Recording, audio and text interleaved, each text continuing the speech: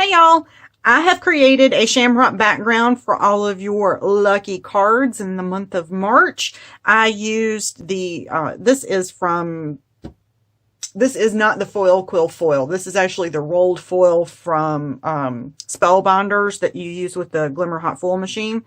And I tend to like this foil for my hot foiling better.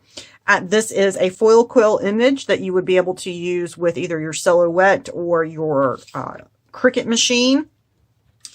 I do have the metal plate from We Are Memory Keepers with the magnets on it, and I do have better results than if I just use my regular sticky mat and cardstock. So I just wanted to let you know that.